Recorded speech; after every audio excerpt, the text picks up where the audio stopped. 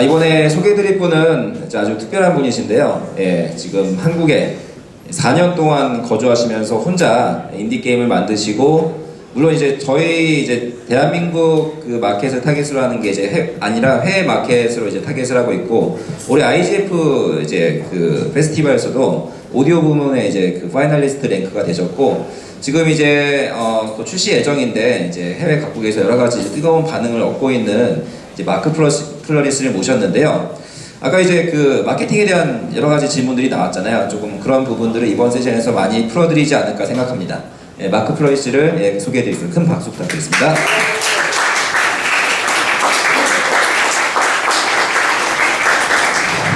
Good morning, thanks for coming. Thanks to the translators. My Korean's not quite good enough to do this, so not nearly good enough to do this in Korean. So, welcome to BIC. I'm really psyched to be here at the first indie festival in Korea. And thanks to everyone who came from around the world and other parts of Korea to be at this festival. So, as Dustin said, I'm working on a game called Thumper, and I'm going to talk about the experience I had trying to promote my game. Before I get into that, I'll just give a little bit about my background and my career. So I've been a game developer for over 10 years. I'm originally from the United States, and I started my career in 2005 at Harmonix, which is a game developer in Boston. I worked there for about 6 years. I started as a junior programmer, making menus and UI screens, worked up to a lead UI programmer, and then I was a lead programmer on a few of the projects there. And these are some of the games I worked on at Harmonix. If you're not familiar with them, they're all music games. 4 years ago, I moved to Seoul with my wife, and I went full-time indie, and I just work at home. And I founded my company with my friend Brian Gibson, who also worked at Harmonix for a long time, and just the two of us. And Brian's also in a band called Lightning Bolt, which is a cool band, and I'll talk a little bit more about that later. So we've been working on Thumper since 2009. It started as a side project, and ever since I started, whenever people ask me when I'm going to finish, I say next year. I think that we're finally at the point where I can say it's coming out in 2016. It's getting close.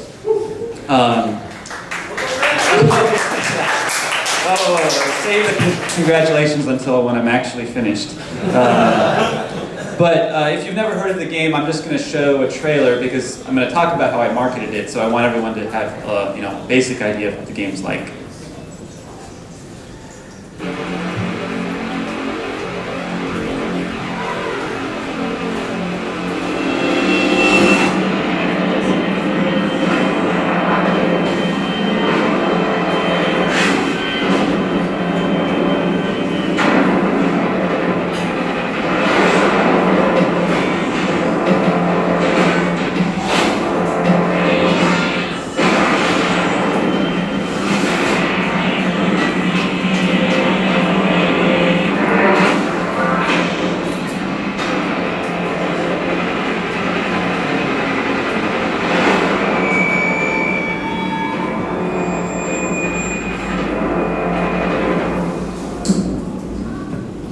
Okay, so you have a very basic idea of what the game's like from that. It's sort of a music rhythm game. It's got a kind of an interesting art style. It's kind of like a weird rhythm game.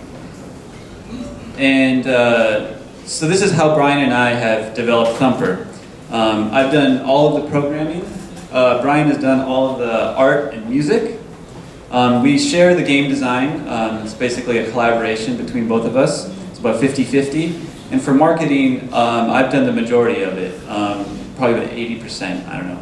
And Brian's done a small but very important part of the marketing, and I'll talk more about that later. It feels strange to be giving a talk about marketing because ever since I've been a kid, I wanted to make video games.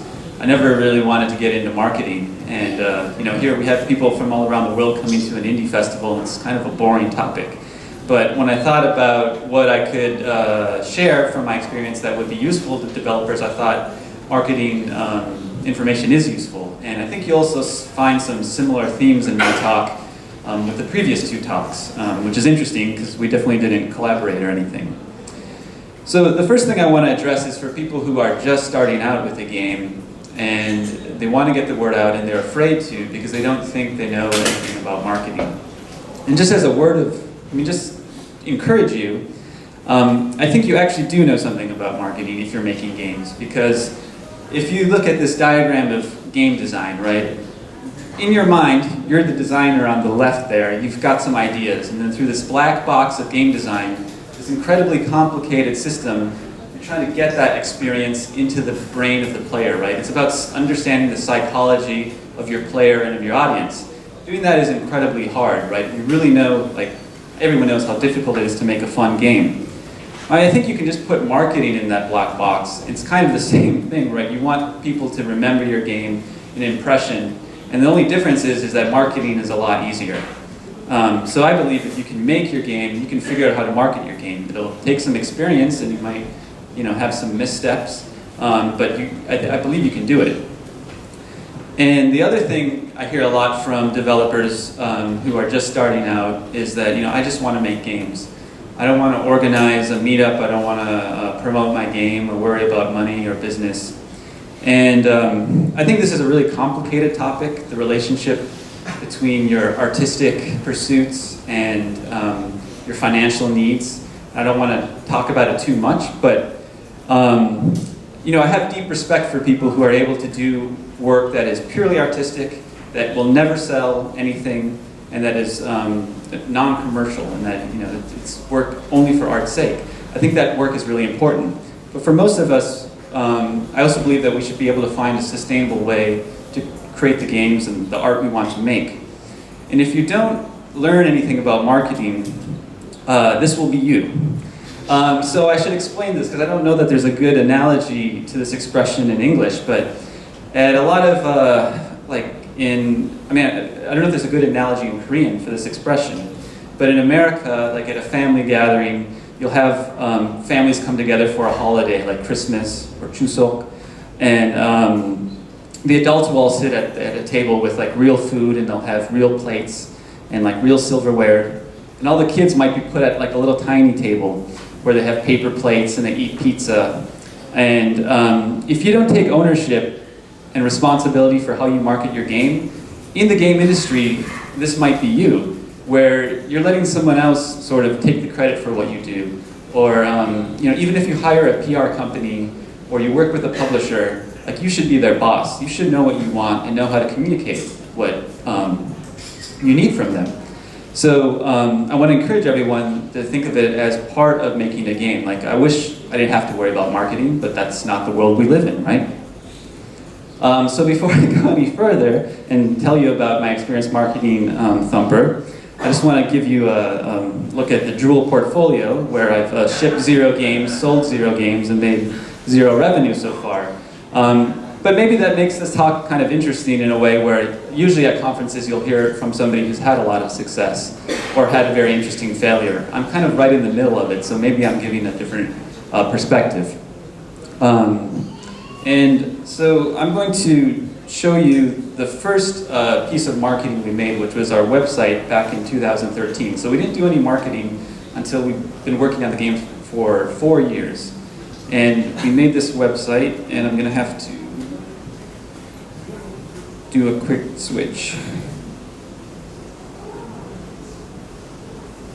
And I'm going to have to... Okay. So, this will be a little challenging. Okay, so here you can see, this is actually from the Internet Archive, so it looks a little weird. I just want to talk about the content, not how it looks. But you see we had our game logo, and then there was the trailer here, and then there was some descriptive text about the game. It's really funny that it says it will be released in 2014 to me. And then we tried to explain the mechanics with a bunch of little animated images. And then we even tried to explain the story and kind of what the motivation for your character is in this game. And this is not a terrible website. I've seen worse, but I don't think it's a particularly good one either. And I'll show you what the current website looks like. Right, so what I learned from that is that even people who I'd sent to the website told me that they went to the website, maybe got like 10% of that information from the website. They didn't read all the text that was there. And marketing is not really about explaining your game. I don't think you can really explain a game in words, especially if you're making a game that has something new and unique. The only way to really understand a game is to actually play it. So when you're trying to market your game, I think you have to really focus on what you can get people to remember. And so this is what the current website looks like, where you see we have the trailer, bigger than anything, the name of the game. I want people to watch the trailer more than anything so that it explains it better than words. And then there's a 2-sentence description of the game and just the essential information that I want people to know that it will be out on PlayStation, Steam in 2016. And then you can see repeat a couple times this phrase, rhythm violence. And I want to talk a second about that. So rhythm violence is how I describe the game. I'm sick of saying it, but I know that it works because every time I say that to people, usually they get interested in the game, they remember it, and they want to know more about it. I guess in Korean it would be like rhythm ponyeok, which I don't think sounds very cool, but in English I think it sounds kind of cool. And having something like this that you can use as a shorthand for describing your game, I think is really valuable. Again, it's short, it's memorable. It also doesn't rely on other games. At first, I always tried to describe my game as F-Zero meets Amplitude meets some fighting game, and it just probably made people want to play those other games, and it didn't really make them interested in my game. And the other thing it kind of does by calling my game a rhythm violence game is I'm not only saying that it's a good game, but it's making a whole new genre, and that it's going to be the first of this new genre. So what I'm doing right there is sort of a cheap psychological trick, right? I'm declaring my own success before I'm actually successful. I'm saying I'm creating a new genre of game. And that is, I think, how the psychology of marketing works, for better or worse. People want to be part of something successful.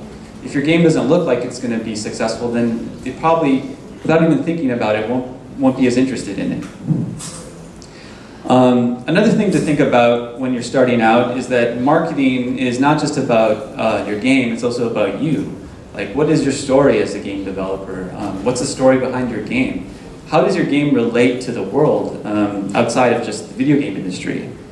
So for us, an obvious connection is Harmonix. So this is the company that I started at, and my partner also worked there for a long time.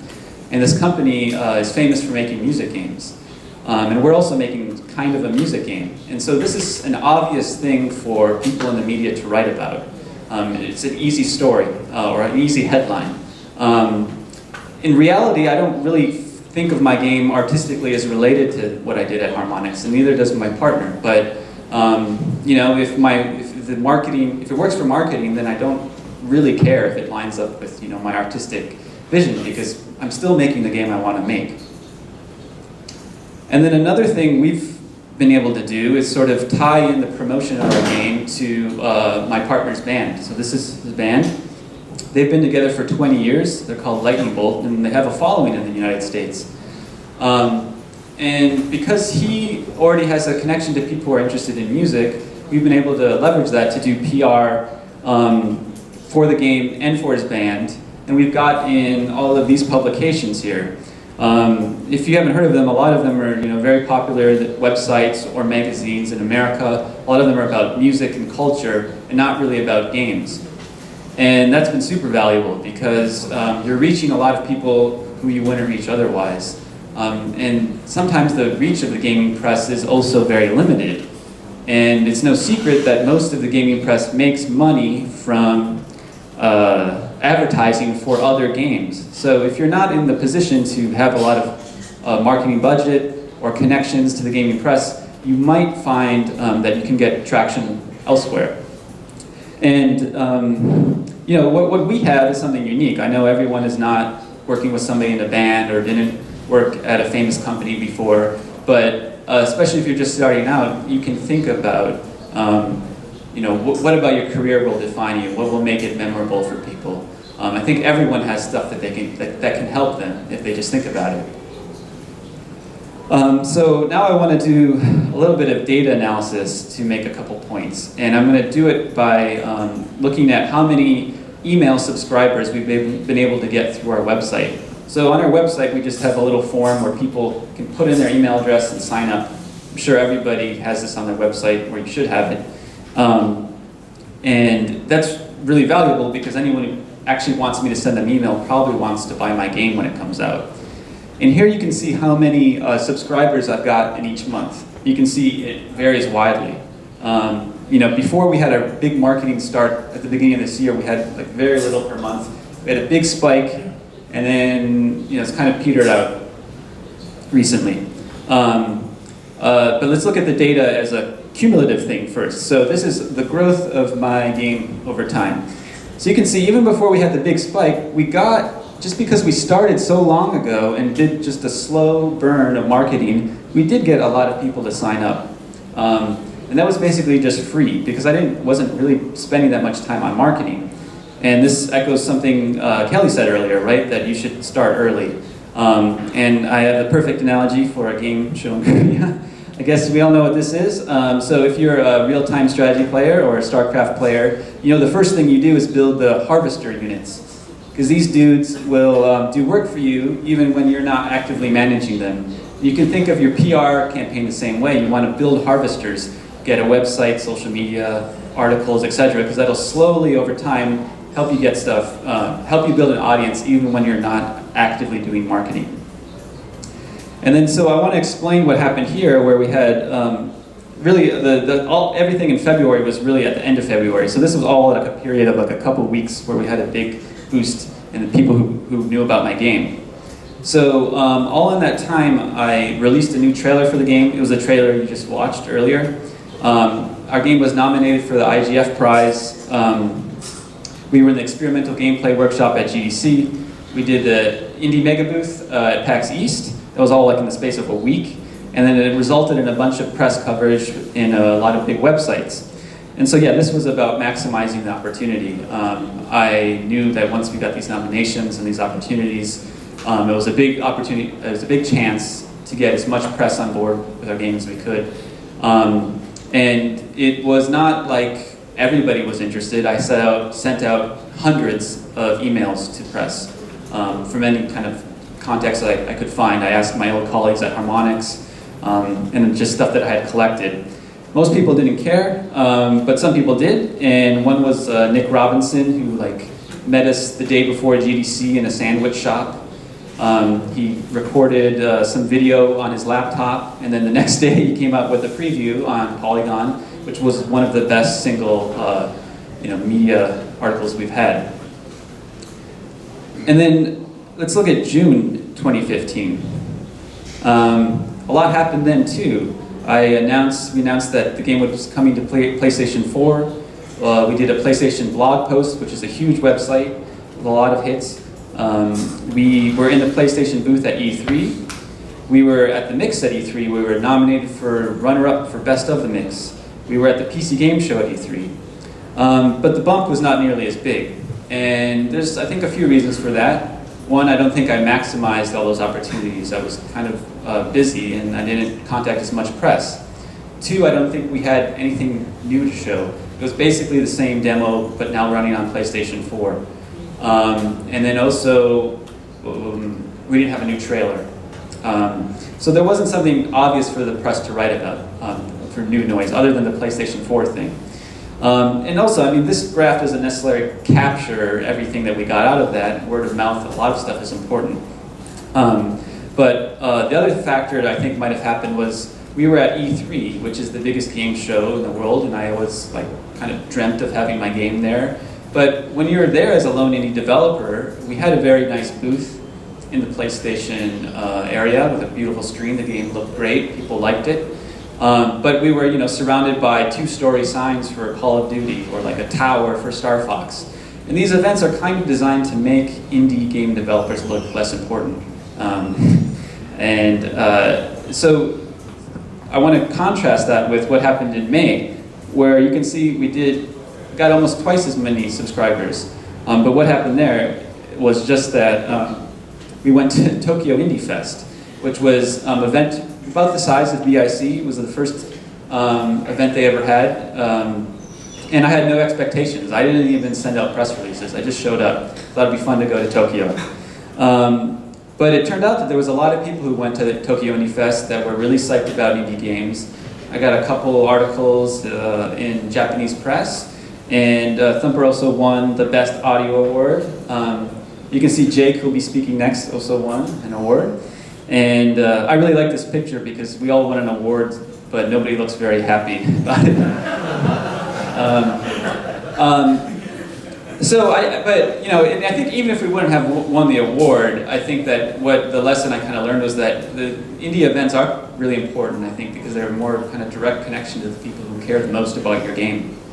And they're probably more cost effective sometimes too than going to a big show.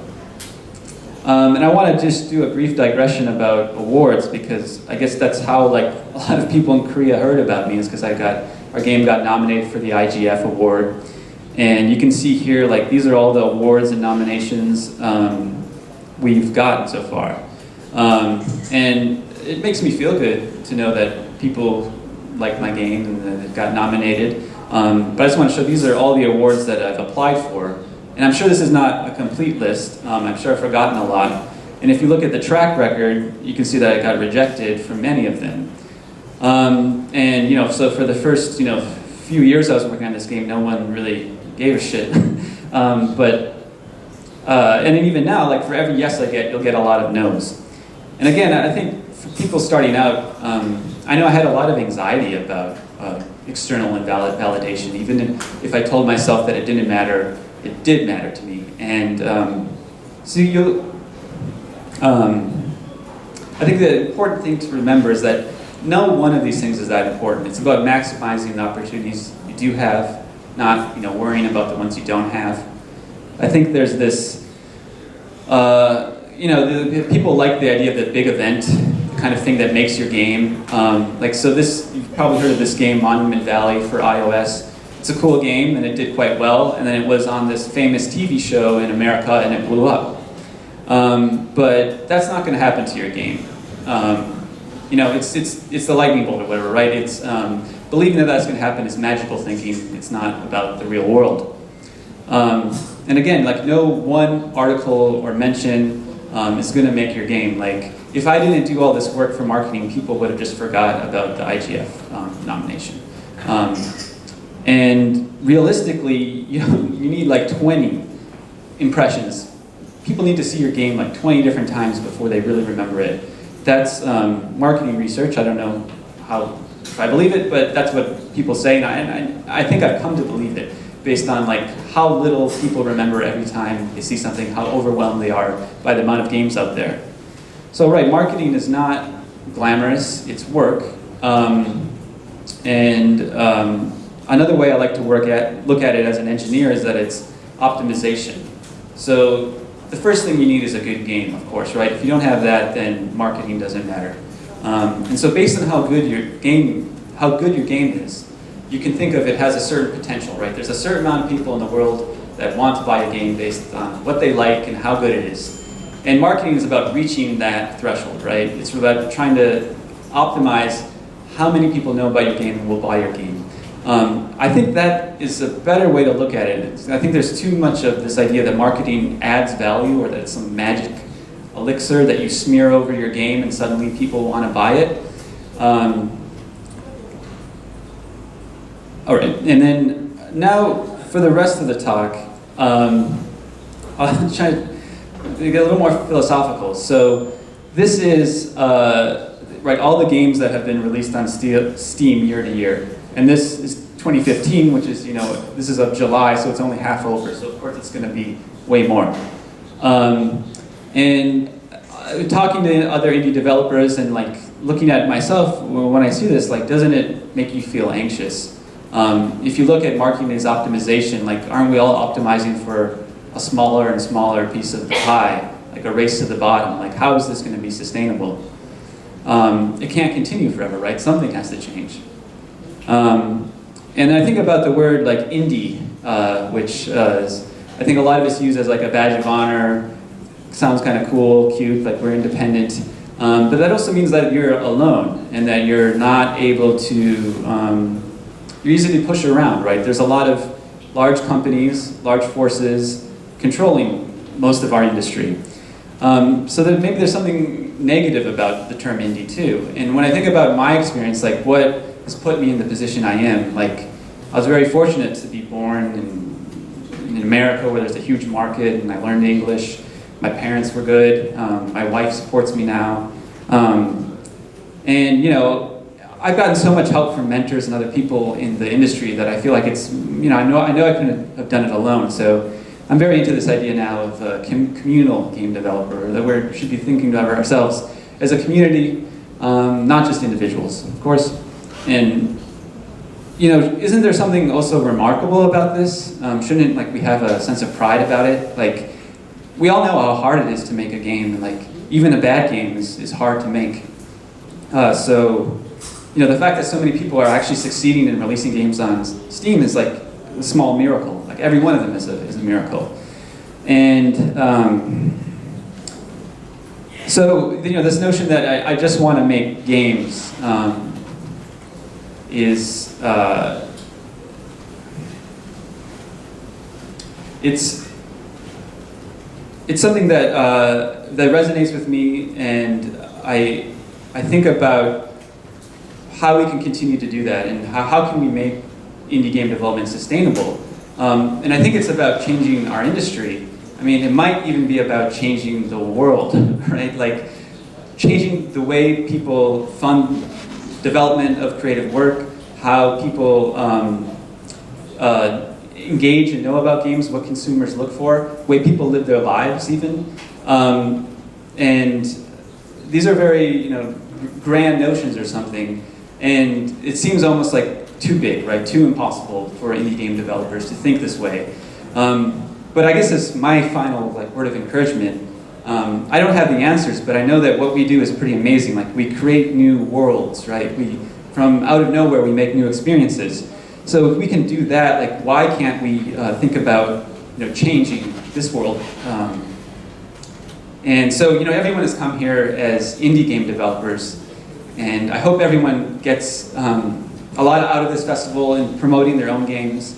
It advances your own interests, but I hope that you leave with a sense of community and a sense that, you know, our personal goals are also shared goals. Thanks.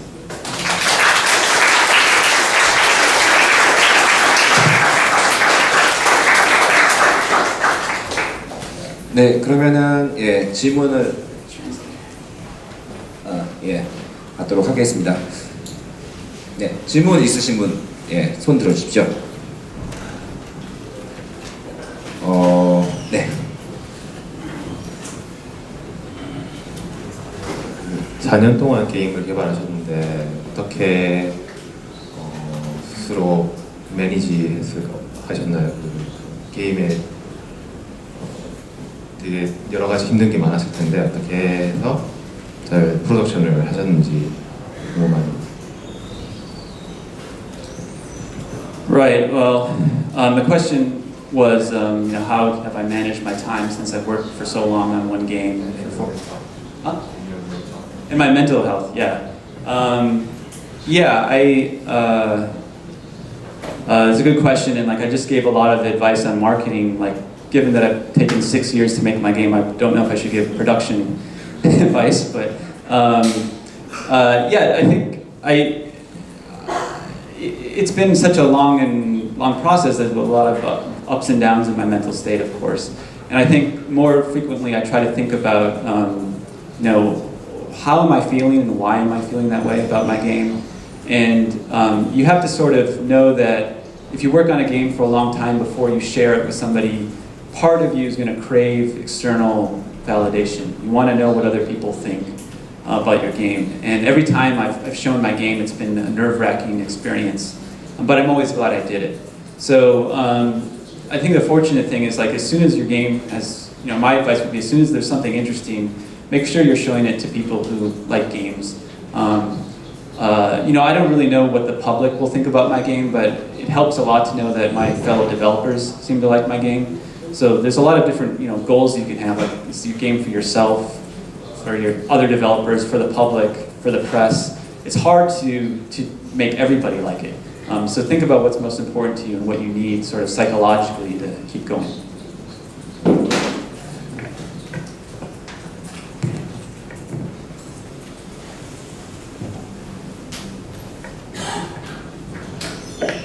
예, 발표 잘 들었습니다. 그 마케팅에 관련돼서 말씀을 해주셨는데 보통 마케팅하면 다른 사람들을 만나고 그런 일이 많을 것 같은데요. 그 지금 아까 말씀하신 해외 잡지 같은 경우들도 이 국내에 있으면 약간 제 생각에는 좀 컨택하기 사람들 만나기 좀 어렵고 그럴 것 같은데 특별히 이 한국을 개발하는 데 있어서 한국을 선택하신 이유가 있을까요? 그리고 마케팅이라는 관점에서 봤을 때 불리한 점 또는 뭐 유리한 점이 있을지 그게 궁금합니다.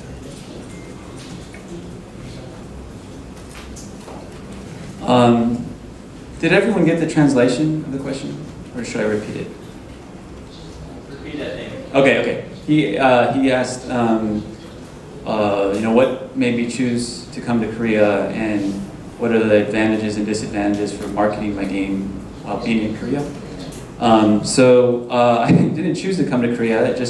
I was ready to go indie, and my wife, who was my girlfriend at the time, became a professor at Yonsei University in Seoul. So we moved to Korea together. We both had she'd never even been to Korea before. And I thought, I like living here, and I just work at home. The cool thing is that even though we're a two-person company, we're sort of a global game developer because my partner still lives in the United States. So while I'm here in Busan, he is going to New York to do an event and Boston to do another event for promotion. So we're a global transcontinental team. And it's been interesting because for me, getting certain things like I'm making a PlayStation 4 game, getting a PlayStation 4 kit in Korea was more complicated for me because I'm not Korean. But now I know people at Sony Korea and have a relationship with them. So sometimes the hard work and the difficulty of being here has really paid off. And I found a lot of inspiration from my fellow game developers in Korea. In Seoul we have a monthly meetup now. So I'm psyched to be here.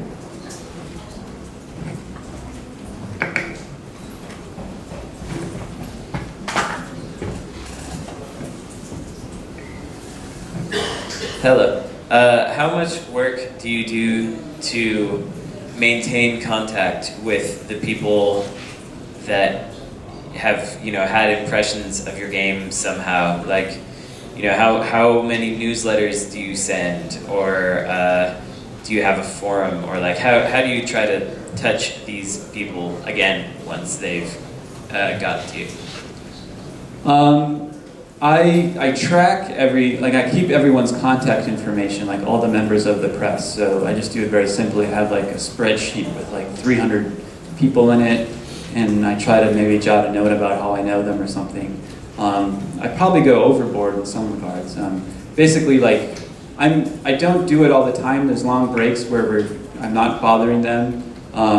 In my strategy, which I don't know will pay off, is I'm sort of trying to save it all for a crescendo at the end. We had a bump, around the IGF, but that momentum's probably not going to translate into sales because our game's not going to be out for probably a year after the IGF. I recommend the important thing is having a press list with 500 names in it that you can probably find on the internet somewhere. It's not very valuable.